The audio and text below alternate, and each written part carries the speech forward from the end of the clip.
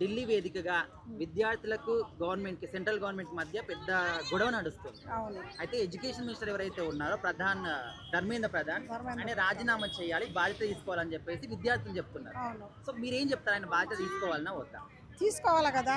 వాళ్ళకు ఇప్పుడు మంది మాటలు ఎవరి ఒకళ్ళు విని అలా చాలా మంది జీవితాలు పాడైనాయి కాబట్టి వాళ్ళు స్టూడెంట్ ముందు ఎవరైనా వాళ్ళ కిందనే, ఎందుకంటే వాళ్ళే మనకు ముఖ్యం కదా.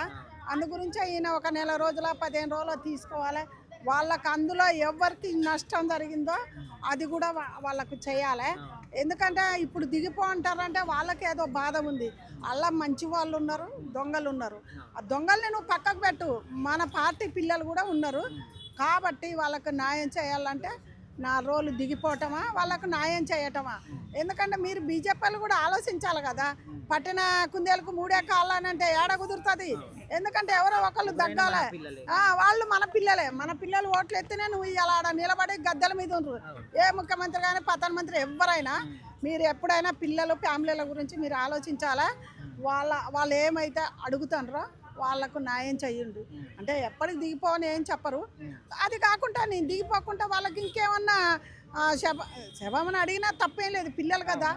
ఏదో తప్పు జరిగింది నా వల్ల 20 మంది చచ్చిపోయినారు కాబట్టి ఆ చచ్చిపోయిన కుటుంబాలకు కూడా నేను సాయం చేస్తా. మా పార్టీ, మా బీజేపీ పార్టీ వాళ్ళకి ఏం కావాలో నేను చూసుకుంటా.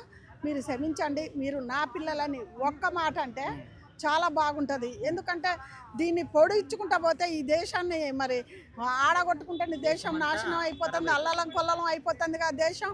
కూలీ చేసుకున్న వాళ్ళు బీద వాళ్ళు కూడా అల్లడం తల్లడంపై ఈ దేశాన గొడవల్ని సూచిస్తే ఎట్లా కుదురుతుంది చెప్పుండ్రి బీజేపీ వాళ్ళు. ఎందుకంటే ఎవరైనా మోడీ గారు ఏదో కానీ మేము ప్రతి దాంట్లో కూడా మేము బీజేపీ కానీ ఏ పార్టీ తప్పు చేస్తే వాళ్ళ గురించే మాట్లాడతాం. ఇప్పుడు మీరు చేశారు కాబట్టి మిమ్మల్ని విమర్శించుతున్నాము. అందు గురించి ఆ చనిపోయిన వాళ్ళకే కానీ వాళ్ళ కుటుంబాలకు మీరు ఏం న్యాయం చేస్తారో చేయండి. వాళ్ళు నిన్ను దిగిపోయి అడుగుతారు, మీరు ఏందో బయటకు వచ్చి నోరిప్పి చెప్పండి వాళ్ళకు అదొక్కటి మీరు న్యాయం చేస్తే ఈ దేశాన్ని కాపాడిన వాళ్ళు అవుతారు, ఈ కుటుంబాలను కాపాడే వాళ్ళు అవుతారని మేము అంటున్నాం.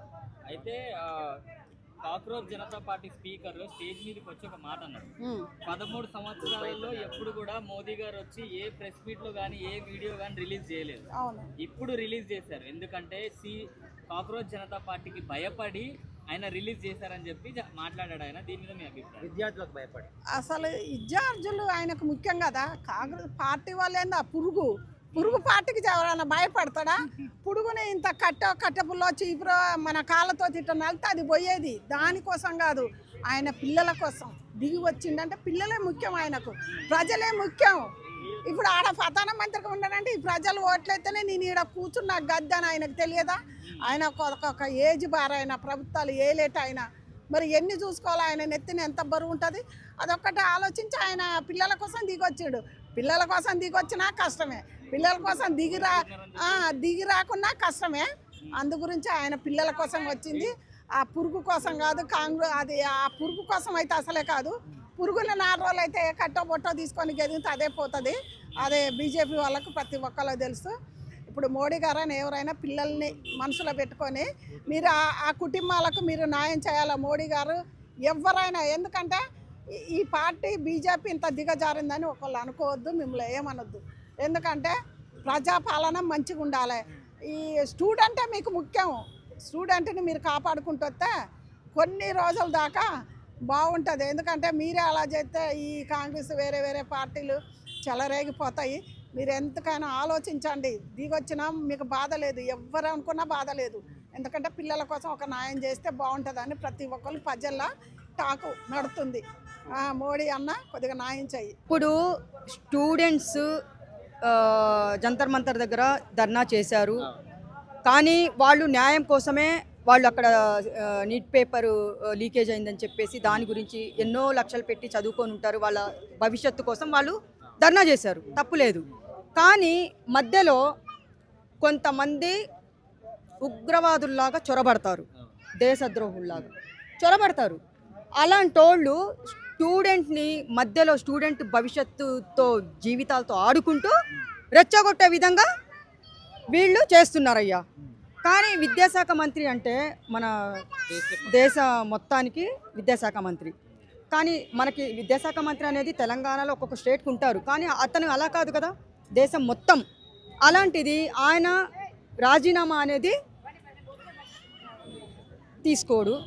అంటే రేపటి వరకు వాయిదా వేశారంటే దీనికి ఇంకా ఈరోజు 24 అవర్స్లో ఏం జరగబోతుంది, ఏం జరుగుతుంది, పెద్ద మిరాకిల్సే జరగవచ్చు. అంటే మేడం ఇప్పుడు స్టూడెంట్స్ కానీ అంటే ముఖ్యంగా దేశవ్యాప్తంగా ప్రజలు ఏమంటున్నారంటే మీరు ఒక ఎడ్యుకేషన్ మినిస్టర్ గా ఖచ్చితంగా మీకు ఒక బాధ్యత ఉంటుంది, ఉండాలి. అంతా మీ పిల్లల్లాగా. అవును. సో మీ వల్ల ఒక తప్పు జరిగినప్పుడు ఓకే మీరు మొత్తానికి రాజీనామా చేయకపోయినప్పటికీ ఈ ప్రొటెస్ట్ అంతా అయిపోయేంత వరకైనా కనీసం సస్పెండ్ అయ్యి వెళ్ళిపోవచ్చు కదా, మళ్ళీ రావచ్చు కదా అని కూడా అంటున్నారు. అవును. సో ఆయన మొత్తానికి రాజీనామా చేయాలా, సస్పెండ్ అయ్యి మళ్ళీ రావాలా, మీరు ఏం చెప్తారు? అంటే తప్పులు ఆయన తెలుసుకొని మళ్ళీ రావచ్చా? ఇప్పుడు తప్పులు అనేది జరిగినాయి కదా అక్కడ, ఆ బాధ్యత ఎవరిది? సెంట్రల్ విద్యాశాఖ మంత్రి అంటే ఆయన చదువుకున్న ప్రతి ఒక్క బిడ్డ ఆయన బిడ్డతో సమానము. అలాంటప్పుడు ఎంత జవాబారి ఉండాలి? అలాంటిది సస్పెండ్ అయ్యి తప్పులు తెలుసుకొని అరే మళ్ళీ నేను ఇలాంటి తప్పులు జరగకూడదు, నమ్మకం తెచ్చుకోవాలనే విధంగా ఆయన మళ్ళీ రిటర్న్ రావాలి. లేదు అంటే మీరు ప్రతి ఒక్కటి అంటే దేశం మొత్తానికి మీరు విద్యాశాఖ మంత్రి కాబట్టి మీరు పిల్లల భవిష్యత్తు ఎంతో కష్టపడి చదువుకున్న వాళ్ళ భవిష్యత్తు మీరు ఇవ్వాలి. అలాంటిది ఎన్నో తప్పులు జరిగినాయి. ఇప్పుడు మీరు రాజీనామా చేయాలని కోరుకుంటున్నారు, సరే సస్పెండ్ అయ్యేసి మళ్ళీ మీ తప్పులు తెలుసుకొని మళ్ళీ వస్తే మళ్ళీ ఇలాంటి తప్పులు మళ్ళీ జరగకూడదు, ఏ బిడ్డకి జరగకూడదు, ఏ స్టూడెంట్కి జరగకూడదు. మధ్యలో స్టూడెంట్స్ అక్కడ తప్పేం చేయట్లేదు, కానీ మధ్యలో వచ్చి కొంతమంది రెచ్చగొట్టే స్టూడెంట్స్ పేరు పెట్టుకొని రెచ్చగొట్టే విధంగా చేస్తున్నారయ్యా. అది చాలా తప్పు. నేను మొన్న కూడా మాట్లాడాను. అది ఎంత తప్పు అంటే వాళ్ళ భవిష్యత్తు నాశనం అవుతుంది. అక్కడ లాఠీ చార్జీలు జరుగుతున్నాయి, చాలా మంది చనిపోయారు. దానికి మీరేం మాట్లాడతారు? మీరు విద్యాశాఖ మంత్రిగా ఉండి మీరేం మాట్లాడతారు? మాట్లాడాలి, నోరిప్పాలి. లేదంటే మీరు రాజీనామా చేసేయండి. నా చేత కాదు, నాకు ఇది నాకు చెడ్డ పేరు వచ్చింది అన్నప్పుడు మీ చేత కాకుంటే మీరు మానేయండి. లేదంటే ఇంకో వాళ్ళకి అప్పచెప్పండి. లేదు నా తప్పైపోయింది, ఇప్పటి నుంచి ఏం జరగదు, ఇలాగా నేను తెలుసుకున్నాను అని సస్పెండ్ అయితే మళ్ళీ రామ్మని చెప్తున్నాం కదా, నమ్మకం వస్తుంది అంతే.